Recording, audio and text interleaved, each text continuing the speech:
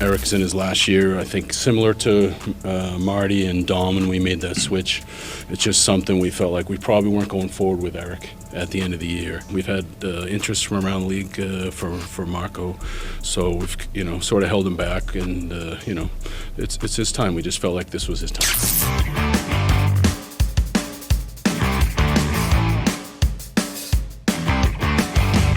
What's up tout le monde, c'est ton boy Max. Le Canadien surprend un peu au lendemain du meilleur match de la saison, à mon avis en tout cas c'est subjectif, de Jacob Debèche en remerciant l'entraîneur des gardiens, Éric Raymond. Je dis surprend tout le monde plus en raison du timing qu'autre chose parce que ça fait des semaines que c'est devenu un sujet d'actualité, qu'un changement d'entraîneur de gardien était peut-être la solution pour essayer, au pire, de changer le mal de place. Marco Marciano devient l'entraîneur des gardiens de l'équipe et honnêtement, à la suite du point de presse de Jeff Gorton pour expliquer la décision, le calcul à faire pour comprendre la dite décision est non seulement très simple, mais assez facile à expliquer. Dans cette vidéo, donc, on va regarder 3 choses. Pourquoi la décision est maintenant? Qu'est-ce que va apporter Marco Marciano de différent? Et pourquoi je pense que oui, il va faire une différence? Mais attention, 3e point, il n'est pas un sauveur. Débutons avec le pourquoi et le calcul que je disais facile à comprendre. 3 variables à insérer dans votre équation. Insuccès des gardiens cette saison, particulièrement Samuel Montembeault. Fin de contrat d'Éric Raymond à la fin de la saison. Et Marciano, si on se fie à Jeff Gorton, commençait à recevoir de l'intérêt ailleurs dans la LNH. Additionnez tout ça ensemble et c'est ce qui fait qu'on en arrive à cette décision en plein milieu de la saison. C'est pas un seul des éléments. Est-ce que le rendement des gardiens a été le facteur accélérateur de la chose? Probablement, mais c'est vraiment la combinaison des 3 qui fait qu'on en arrive là où on est, j'en suis convaincu. Parce que, imaginez si Samuel Montembeault avait bâti sur sa saison de l'an dernier. Où il avait même reçu quelques votes, très peu, mais quand même au Vézina, où il avait terminé 3e dans les buts sauvés. Est-ce qu'on aurait gardé Éric Raymond en se disant, écoute, oui, Jacob Fowler, c'est le gardien d'avenir, peut-être qu'un plus jeune entraîneur va être bon pour lui, mais pour le moment, on a Montembeault, Éric Raymond, ça fonctionne avec lui, on poursuit. C'est pour ça que je pense que vraiment, les 3 éléments mis ensemble, et pas un seul des 3, même si peut-être il y en a qui ont eu plus de poids, entre autres, la mauvaise performance des gardiens jusqu'ici cette saison. Marciano est avec le Club École du Canadien depuis plus de 10 ans. Ce que vous voyez à ma gauche, c'est son CV, là, son parcours. Il a commencé comme consultant vidéo à l'époque des Bulldogs d'Hamilton. Il a suivi à Saint John. C'est là d'ailleurs où il est devenu entraîneur des gardiens. Il l'est demeuré depuis que l'équipe est à Laval, est devenu le Rocket de Laval. On parle d'un jeune entraîneur, début quarantaine, moderne, qui a une approche, je n'irai pas jusqu'à dire révolutionnaire, mais définitivement à l'avant-garde. Le perdre aurait été une mauvaise nouvelle pour l'organisation. C'est le genre de pièce que, surtout dans son cas, on a développé tellement longtemps qu'il mérite de continuer son travail dans la LNH ici à Montréal. Sa première opportunité d'entraîneur des gardiens dans la LNH, elle mérite d'être à Montréal. Ça n'aurait pas été catastrophique, mais ça aurait vraiment pu être décevant pour l'organisation de le voir devenir un excellent entraîneur des gardiens pour une autre formation. Tout juste avant de poursuivre avec ce qui risque d'apporter Marco Marciano, si t'es rendu jusqu'ici dans l'épisode, t'es un vrai, assure-toi d'être abonné pour ne rien manquer. On veut atteindre les 35 000 abonnés en 2026 et ton boy a besoin de toi pour y arriver. Qu'est-ce qui va apporter donc Marco Marciano et pourquoi est-ce que c'est une décision qui devait être prise? Bien pour ça, il faut commencer avec Éric Raymond. Raymond était un des derniers bastions du précédent régime. Vous le voyez, là, sa première saison avec le Canadien de Montréal, 2021-2022, il a été engagé à la toute fin de l'ère Bergevin en août 2021. Il représentait peut-être cette ancienne mentalité et je m'explique. Ça fait longtemps que je reçois la question « Est-ce que l'entraîneur des gardiens peut être responsable de ce qui se passe cette année de votre part dans les sections commentaires, dans le chat, dans les lives, peu importe, en DM même? Responsable, en passant, des mauvais résultats entre les poteaux, là. Mettons que c'était pas clair. Une question tout à fait légitime, mais une à laquelle C'est dur de répondre d'un point de vue extérieur, qui est le mien. Je ne suis pas accrédité comme c'est là pour aller aux entraînements du Canadien de Montréal, qui est le vôtre également, partisan. Est-ce qu'Éric Raymond est un bon entraîneur des gardiens? Certainement. Et, tu sais, Monty, même s'il y a une mauvaise saison, on n'a pas besoin de regarder plus loin que lui pour voir le bon travail de Raymond. Montembeault, il est arrivé au début de la saison 2021-2022, alors que Carey Price s'absentait. On voulait donc continuer le développement de Caden Primo dans la Ligue américaine, plutôt que de l'avoir principalement comme réserviste à Jake Allen. Et là, finalement, il est arrivé toutes sortes de choses cette saison-là. Montembeault a finalement joué 38 matchs en 2021-2022 et il a travaillé énormément avec Raymond. Particulièrement en début d'année, je ne vois pas beaucoup Montembeault. Et c'est Éric Raymond qui l'a aidé à devenir un vrai gardien de la Ligue nationale de hockey. Mais je me posais la question. S'il n'est plus l'homme de la situation, ce serait pourquoi? Certainement pas le travail technique qu'il fait auprès des gardiens. Qu'est-ce qui fonctionnait avant et ne fonctionne plus soudainement cette année? Là, pour moi, en tout cas, il y a quelque chose qui n'a pas de sens. C'est faux de dire que le Canadien a simplement de la chance entre les poteaux depuis toutes ces années. En même temps, on pourrait dire que le Canadien de Montréal n'a plus de gardien dominant depuis Carey Price. C'est très débattable. Moi, je trouve que Samuel Montembeault l'an dernier a été dominant. Vous êtes plusieurs souvent dit que vous n'êtes pas d'accord. J'ai déjà présenté tous mes arguments là-dessus. À vous de juger. Au-delà de ça, l'entraîneur des gardiens travaille avec 3 joueurs maximum en même temps. Après ça, oui, il va y avoir des rappels, des blessures. On travaille peut-être un petit peu de concert avec l'entraîneur des gardiens de la Ligue américaine pour que ça aide l'allure ce qui se fait également en bas. Mais bref, au jour le jour, un coach de gardien, c'est ce qui s'approche le plus d'un entraîneur privé dans un sport d'équipe. J'ai fait quelques appels d'ailleurs pour voir, puisque comme je le disais, je ne suis pas sur le beat ou quoi que ce soit. Et on me confirme que la grande différence entre Raymond et Marciano, c'est l'approche. Marciano peut difficilement être plus de son époque. Je vous invite d'ailleurs à aller lire un article de Nicolas Cloutier de TVA Sport où il interviewe Kevin Poulin, l'ancien du Rocket de Laval. Le lien va être dans la description de cet épisode si vous voulez le lire au complet. Mais il y a un passage en particulier qui est fort intéressant. Ça va comme suit. Avant de collaborer avec lui, Marciano, en 2018, j'avais été habitué à des méthodes vraiment de base dans l'enseignement des gardiens. Le métier n'était pas au niveau qu'on connaît aujourd'hui. Marciano a sorti l'iPad et s'est mis à filmer son protégé dans une multitude de prises de vue. Il a initié Poulain à une vision très technique, scientifique et calculée de l'analyse du travail de gardien de but, une approche plus scolaire.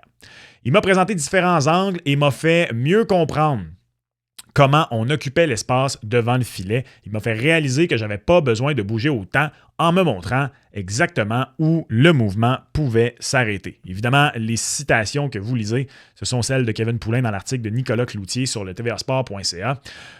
Restez dans la boîte. En partant, contrôle des déplacements. C'est un gardien qui peut bénéficier de ça plus que Jacob Debèche? Bon, voilà, c'est dit. Ensuite, Marciano risque également rapidement de travailler à nouveau avec Jacob Fowler, qui pour le moment est le grand perdant de la décision, pas parce que Marciano a une promotion, mais parce qu'à très court terme, là, au moment où j'enregistre, le Canadien doit trouver rapidement un entraîneur de gardien pour le Rocket. Il n'y en a pas avec la promotion, j'allais dire le rappel, mais la promotion de Marco Marciano. Donc, il risque en plus de retravailler rapidement avec Jacob Fowler. Éric Raymond, de son côté, on vient de parler de l'approche de Marciano. Éric Raymond, on me dit que c'est un excellent entraîneur de gardien. Bon, il est coach de gardien dans LNH, là. C'est certainement pas un incompétent, ça me semble évident. Mais peut-être que son approche est plus à l'ancienne, dans le ton. La communication avec ses athlètes est peut-être plus adaptée à la réalité actuelle. Ce serait là peut-être où, s'il y avait des reproches à faire à Éric Raymond, c'est dans la communication avec les gardiens, le style de communication, etc. De quelle façon? Si j'avais un mot pour décrire ce qu'on m'a dit, sévère. Le mot serait sévère, peut-être trop sévère, du moins dans la façon de faire. Ce qui n'est pas nécessairement une mauvaise chose, soit dit en passant. Il n'y a rien de mal à être sévère dans la vie, il faut être sévère, il faut être fair et surtout, il faut comprendre à qui tu t'adresses. Le tough love, je sais pas moi, à la John Tortorella peut fonctionner pour certains et au contraire être catastrophe pour d'autres. Vous comprenez? Et justement, le sport professionnel, c'est cyclique. Les générations viennent et changent et justement, Jacob Fowler va être d'une nouvelle génération. S'il est appelé à être le gardien d'avenir à Montréal, un entraîneur de la position qui lui est adapté, c'est pas une mauvaise chose, même que, à mon humble avis, c'est une très très bonne chose. Et je tiens à dire, parenthèse, Autant y a-t-il beaucoup de « il était temps » en ce moment qui circulent sous les publications qui traitent du changement d'entraîneur des gardiens du Canadien, autant il y a beaucoup d'entre vous dont la réponse est « qu'est-ce que ça va changer ?» Ça va changer beaucoup, mon cher Mario. Je le disais un peu plus tôt, un entraîneur de gardien, c'est ce qu'il y a le plus près d'un entraîneur personnel dans un sport d'équipe comme le hockey. Et évidemment, au final, c'est le gardien qui entre les poteaux, c'est lui le cheval, c'est lui qui est là tous les soirs qui doit faire la différence. Mais on n'a même pas besoin de remonter à Patrick Roy et François Allaire pour prouver l'importance de la relation entre entraîneur et gardien. Carey Price a réellement et pour de bon pris son envol à l'arrivée de Stéphane Waite avec l'équipe en 2013-2014. Avant l'arrivée de Waite, Price a connu 3 très bonnes saisons à la suite du départ d'Alak. 2010-11, 11-12, 12-13, Price était devenu un bon gardien numéro 1 de la Ligue nationale, probablement un top 10. Il avait même frôlé une nomination au Vezina en 2010-2011, la première année après le départ de Yaroslav Alak. Mais il n'était pas encore devenu le vrai gardien élite, top 3, qu'on pensait qu'il allait devenir et qu'il est devenu ensuite de ça. Stéphane Waite l'a aidé à se rendre là. Mike Smith a souvent crédité Sean Burke, qui a relancé sa carrière alors qu'il avait 29 ans et jouait pour les Coyotes de l'Arizona. À ce moment-là, les Coyotes de Phoenix. Smith a terminé 4e au Vezina sa première année en Arizona après avoir été un bon gardien, sans plus, dans sa carrière, particulièrement 2 saisons avec le Lightning de Tampa Bay, Stars de Dallas avant ça, où là, il était plus un gardien d'avenir. Là. Et d'ailleurs, Sean Burke, c'est lui qui est venu conclure la saison 2021, ben juste 21 finalement, là, parce que c'était la saison écourtée, du Canadien, après le renvoi de Stéphane Waite et où Carey Price a pris feu pour les séries. Bon, je vais être honnête, là, c'est complètement subjectif à quel point c'était Burke ou juste Carey qui savait peut-être qu'avec son genou, ça tirait à la fin et que tout laissé sur la glace. Je vous laisse juger, votre opinion vaut autant sinon plus que le mien à ce sujet-là.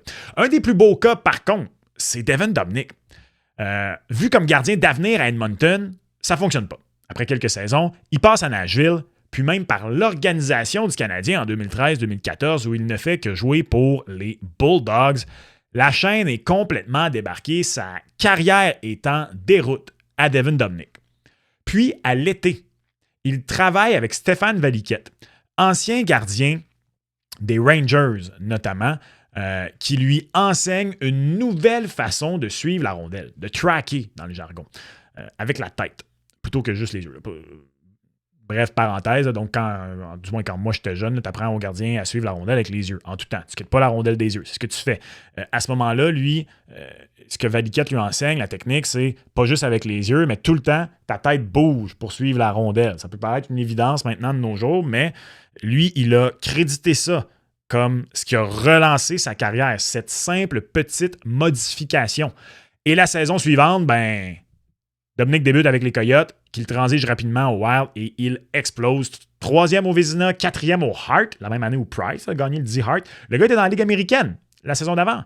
Connaît une belle fin de carrière au Minnesota. Il dispute plus de 300 matchs avant de conclure des courts passages à San Jose, Colorado, lors de la saison écourtée 2021. Il était lui aussi fin vingtaine quand c'est arrivé, comme Mike Smith, comme Samuel Montembeault présentement. J'allais dire fermeture de la parenthèse, mais en fait, c'était pas tant une parenthèse parce que ça nous amène à une mise en garde.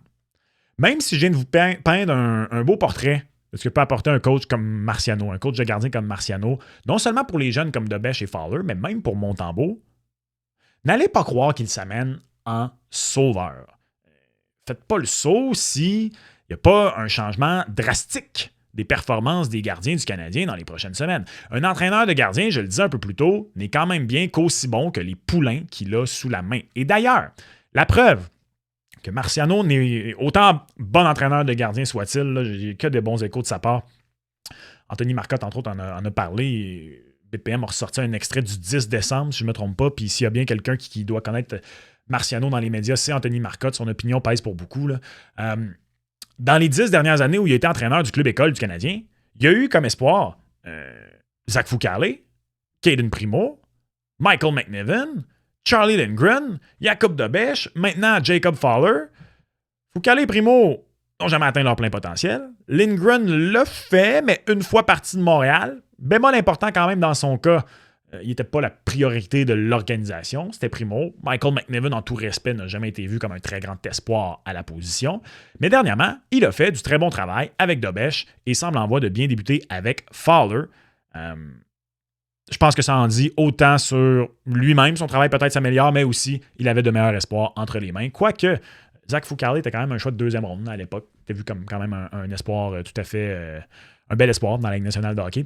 Je dis pas que c'est impossible que Monty revire sa saison de bord, que les gardiens du Canadien s'améliorent d'un coup. Des fois, juste l'électrochoc et la nouveauté va peut-être les mener sur un high jusqu'à la fin de la saison.